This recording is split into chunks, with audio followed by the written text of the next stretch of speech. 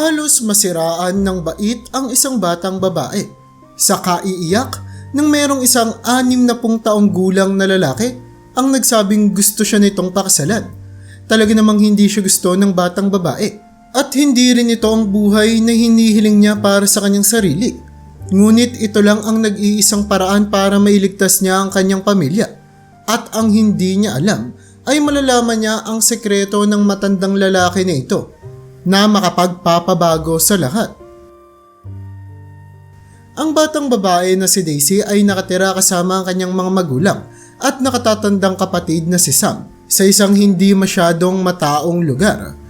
Ang pamilya nila ay hindi nga ganoon karangya na kung saan ay maliliit lamang ang nakukuha nilang sahod mula sa kanilang mga trabaho. Kaya naman dumating ang pagkakataon na halos wala na nga silang matirhan at napilitan silang mabuhay sa kalsada. Ngunit sa kabila ng mga pagkakataon ng kahirapan, ang mga magulang ng batang si Daisy ay ginagawa pa rin ang lahat ng kanilang makakaya para masigurado na makakapasok sa paaralan ng kanilang mga anak.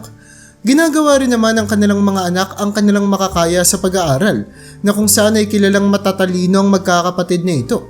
At maswerte para kay Daisy, matapos kasing makagraduate sa elementarya ay nakakuha siya ng scholarship para makapag-aral sa high school. Ilang mga taon nang makalipas, nasa 26 na taong gulang na ang batang si Daisy at graduate na siya ng college na kung saan ay nagtatrabaho siya bilang isang sekretarya. Sa mga panahon na ito ay gusto niya nang bumuo ng sarili niyang pamilya hanggat maaari. Ngunit nakalulungkot na walang kahit na sinong lalaki ang nagkakagusto sa kanya. Pero marami namang mga lalaki ang nag-aya na sa kanya para sa isang date. Ngunit sa tuwing sinasabi ng babae ang tungkol sa kanyang nakaraan at ang tungkol sa kanyang pamilya, ay tila ba bigla na lamang silang nawawalan ng interes sa babae.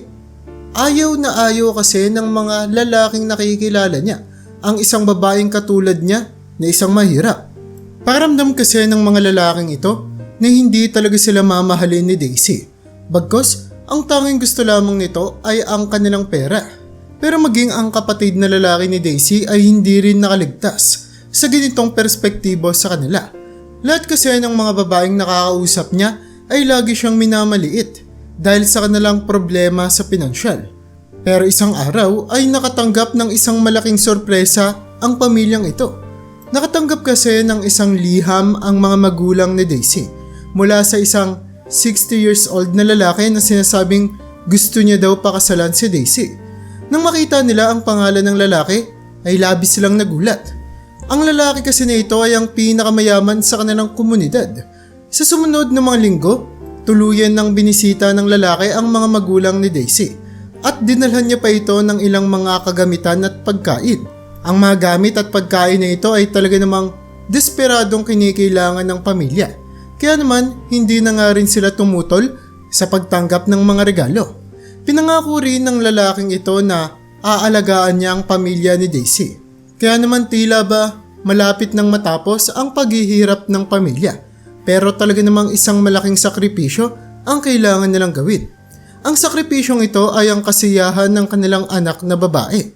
Agad na tinawag ng mag-asawa si Daisy at sinabi dito ang lahat-lahat tungkol sa matandang lalaki na bumisita sa kanila. Talaga namang naiipit si Daisy sa sitwasyon.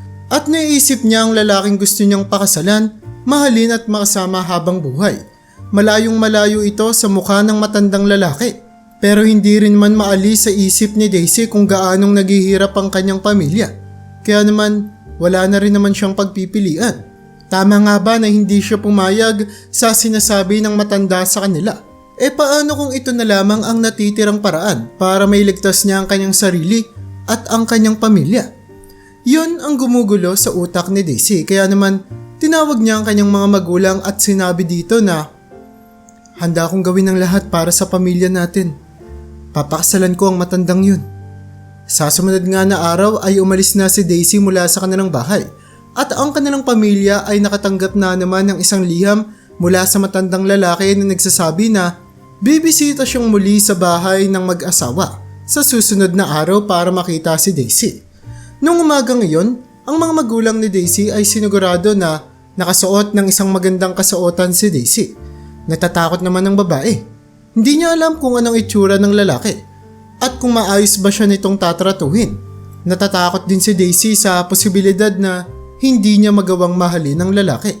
Pero lahat ng takot at pangambang nararamdaman niya ay bigla na lamang naglaho na parang bula nung mga pagkakataon na makita niya ang lalaki.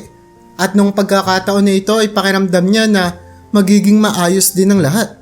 Talaga namang matanda na ang lalaking ito. At bakas na sa kanyang mukha ang kanyang katandaan dahil sa medyo kulubot na ito. Pero ang personalidad niya ay talaga namang nakawiwili. Sobrang bait magsalita ng lalaki at sobrang mapagkumbaba. Nakakatawa din siya at maraming mga bagay ang natutunan ni Daisy mula sa kanya. Nag-usap nga sila na para bang matagal na silang magkaibigan at naglaro sila na parang mga bata. Hindi nga rin nagtagal, inihanda na ng buong pamilya ang darating na kasal. Naglagay na rin sila ng date kung kailan ito mangyayari. At para naman kay Daisy ay isa siyang masayang bride. Ngayon ay wala na nga siyang pakialam kung mas matanda pa ang papakasalan niya sa kanyang mga magulang. At wala na rin siyang pakialam tungkol sa kayamanan nito. Bilang simpleng babae ay gusto niya na nga lamang na makasama sa buhay ang matandang ito. Lagi namang binibisita ng matandang lalaki si Daisy at sa bawat mga araw na dumarating ay lalong nagiging komportable si Daisy sa kanya. Natatawa at napapamahal si Daisy sa palabirong ugali ng lalaking ito at kung paano nito nire-respeto at inaalagaan siya, lalo na't ang kanyang pamilya. Hanggang sa wakas, dumating na nga ang umaga. Ito na ang araw kung kailan sila ikakasal.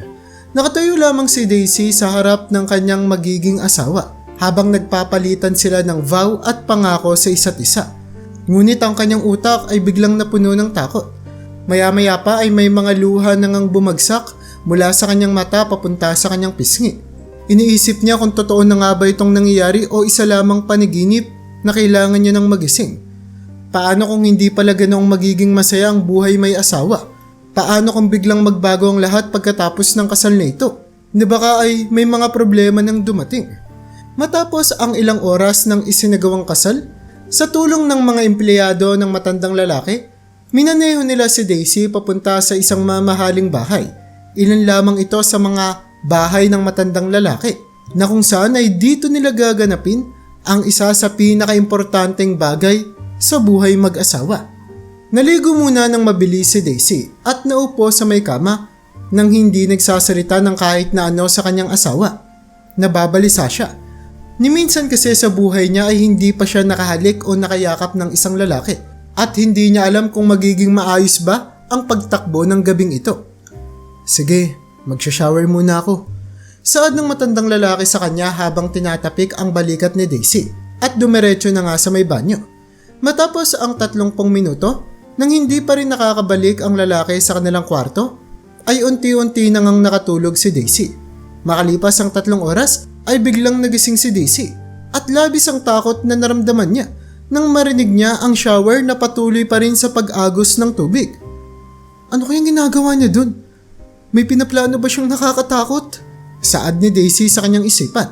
Ito na kaya ang punto sa ating istorya na kung saan ay kailangan niya ng kunin ang kanyang mga gamit at tumakbo. Nagtataka si Daisy kung ano ang kanyang dapat gawin. Maya-maya pa, biglang bumukas ang pinto ng banyo. At isang gwapo, matipuno at binatang lalaki ang lumabas doon. Nilapitan niya si Daisy na mayroong napakagandang ngiti. Isang ngiti na ngayon lamang nakita ng babae. Natatakot si Daisy at talaga namang nawindang siya. Niloloko lang ba siya ng kanyang paningin? Isa ba itong mahika na sa mga libro lamang pwedeng mangyari? Sinubukan ni Daisy na sumigaw. Ngunit agad na nilapat ng binata ang kanyang mga daliri sa bibig ni Daisy. At biglang nagsalita. Daisy, ako to. Saad ng lalaki sa kanya. At sa mga pagkakataong iyon ay nakilala ni Daisy ang boses na ito. Boses yon ng lalaking pinakasalan niya. Pero hindi siya makapaniwala na ito nga ang matandang lalaki na kanina lamang ay pinakasalan niya. Nang bigla na lamang hatakin ng lalaki si Daisy papunta sa kanyang bisig at halikan ito. Talaga namang napakatindi ng halik na iyon. Mabagal pero punong-puno ng pagmamahal. Sa loob ng ilang mga segundo ay tila ba ay nadala ng emosyon si Daisy at maging siya ay napahalik na rin ng maigi sa lalaki. Pero nang makabalik siya sa kanyang wisyo ay agad siyang lumayo dito. Anong kalokohan to? Layuan mo ako, hindi kita kilala!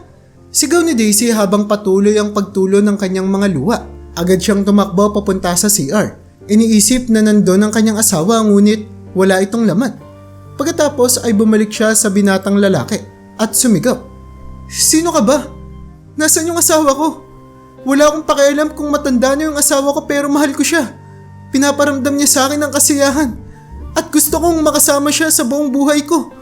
Kaya pakiusap, ibalik mo na sa akin yung asawa ko. Wika ni Daisy dahil iniisip niya na niloloko lamang siya ng binatang ito. Na kung saan ang unang pumasok sa isipan ni Daisy ay maaaring ginamit lamang ng binata ang matandang lalaki para pakasalan siya. Nang sa gayon, pagkatapos ng kasal ay aalipinin lamang siya ng lalaking ito at gagawing babae niya. Bakit ginamit mo pa yung matandang lalaking yun? Bakit hindi na lang ikaw mismo yung nagpakita sa akin? Sa tingin mo ba, dahil sa kapangyarihan at kayamanan mo ay may karapatan ka nang tratuhin kami na parang hindi isang tao?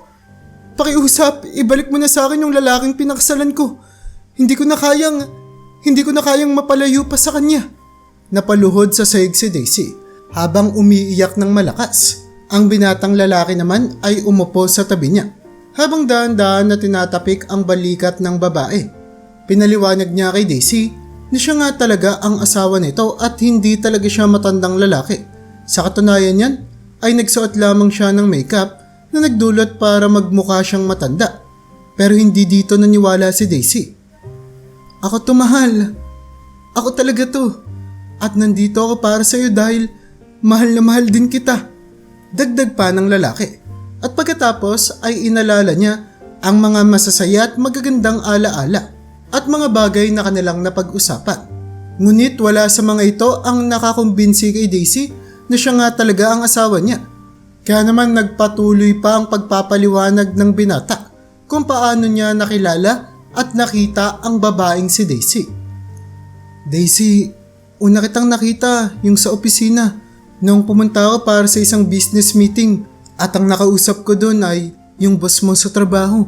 Nagtutugma naman ito sa mga naalala ni Daisy dahil nandun din siya sa meeting na iyon dahil siya ang sekretarya ng kanyang boss. Sinabi pa ng binatang lalaki sa kanya na dahil sa business meeting na iyon ay unti-unting nahulog ang kalooban niya sa dalaga dahil sa tinataglay nitong ganda at kung paano ito kumilos. Alam mo, nung narinig kitang magsalita sa meeting na iyon, sobra akong nahulog sa mga ngiti mo, sa pagiging isang mabuti mong tao. Sobra mong mapagkumbaba at totoo ka sa nararamdaman mo. Saad pa niya.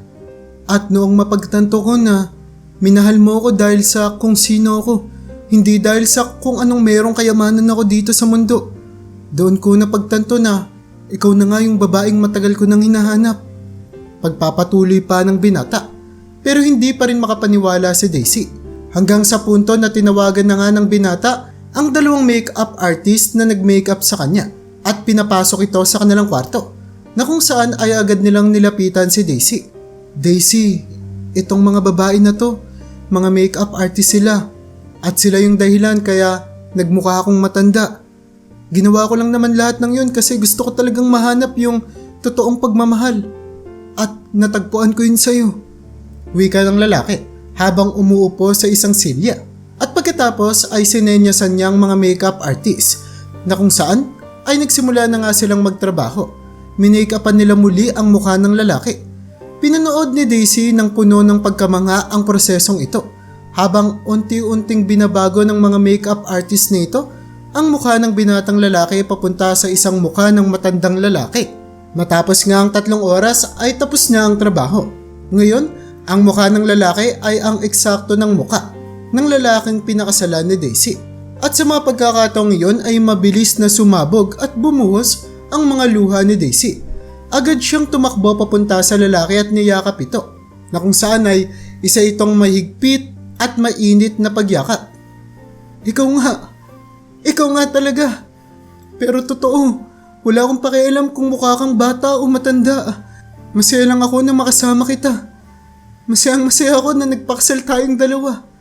Pinapangako ko sa iyo sa araw na to na hinding-hindi kang magsisisi na minahal mo ko. Saad ni Daisy at hinalikan ng kanyang asawa. Habang ang mga makeup artist naman ay masaya silang pinapanood. At simula nga noon ay nabuhay ang mag-asawa ng masaya at puno ng pagmamahal.